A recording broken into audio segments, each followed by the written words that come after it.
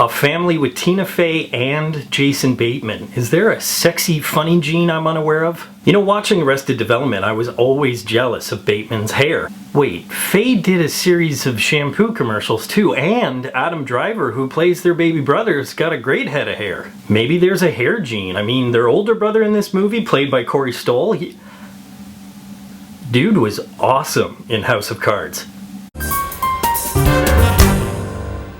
Hairlines. Not important. What is important is the bottom line, and the bottom line is this is a damn good cast. If you're like me, you saw Bateman and Fey in the trailer and were instantly hooked, because the two of them in Arrested Development and 30 Rock respectively are two of the funniest, wittiest, and charming actors out there today. Yet these two weren't the only veteran television presence when it came to this film. Connie Britton from Nashville and the first season of American Horror Story plays Tracy, an older woman who's dating Adam Driver's Philip, and she brings some great scenes and a lot of class to her character.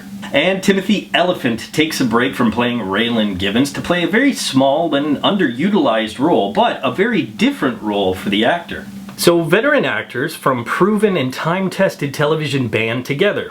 What more could you want? How about some proven yet rookie television actors? In very little time, about 4 years, both Corey Stoll and Adam Driver have really made a name for themselves in feature films, and both actors have been nominated for Emmys. Seriously, they came out of nowhere, like Corey Stoll's hair in The Strain. This mix of proven actors and up-and-comers creates some amazing chemistry on screen, and while Bateman, Fey, Stoll, and Driver don't necessarily look like siblings, they are certainly convincing when they're acting like siblings. While Bateman's Judd may have been the central character, each one of the siblings had their own problems, had relationship troubles, had issues, and I found myself invested in each one of them. And trust me, if you grew up with siblings, you'll recognize at least one character in this movie. Not only did the writer of the novel and the screenplay, Jonathan Tropper, really understand the dynamic of siblings, I never once thought that any one of the characters was a one-dimensional archetype.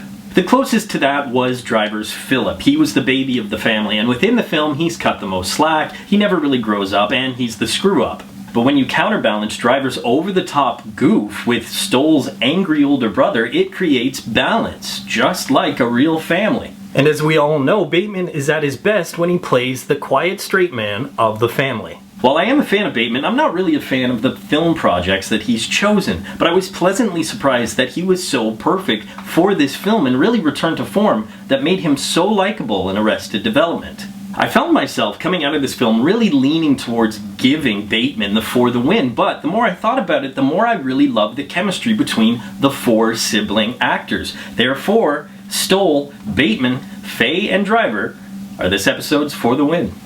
But remember how I said you'll recognize at least one of the characters? Not the only thing you'll recognize. To call This Is Where I Leave You formulaic, I believe is unfair, but there are plenty of story elements that you will be familiar with. However, the film does try its best to push those elements at least a little further. For one, this is a coming-of-age story about a character who should have already come of age. Now that's really never been done before. Sure, there are a couple of examples like Old School or This Is 40, but while Old School focuses on how silly it is for middle-aged men to act younger, and This Is 40 is about accepting where you are, This Is Where I Leave You is really about reinventing a middle-aged character. I'm not talking about the kind of reinvention that Jane Fonda had either, as that would require a few new parts. But I was talking about old, familiar parts, and because This Is Where I Leave You is part romantic comedy, you pretty much see where that part is going. All the obstacles that are thrown in our character's way, you pretty much know how they're going to deal with it. But you can't always see where it's going. While for the most part the obstacles are resolved in a happy ending, it's not your typical Hollywood happy ending, and in fact, often some of the obstacles aren't resolved at all. But I know deep down that was done by design, because it's more like real life. The only thing that's perfect in this world is my hair. And Jason Bateman's.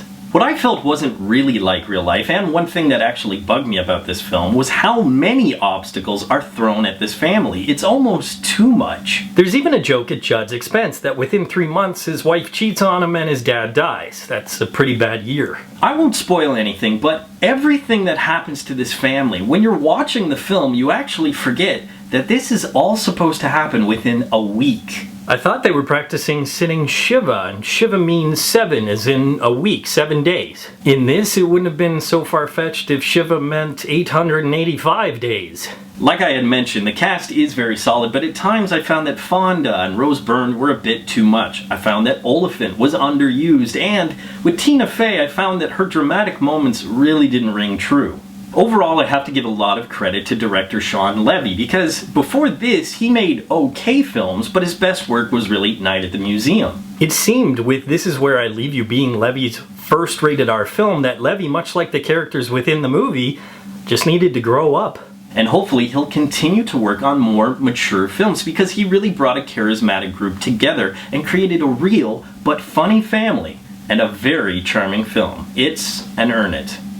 Poll question: who is your favorite TV or movie family? As always, leave your answers in the comment section below. But until next time, school's out.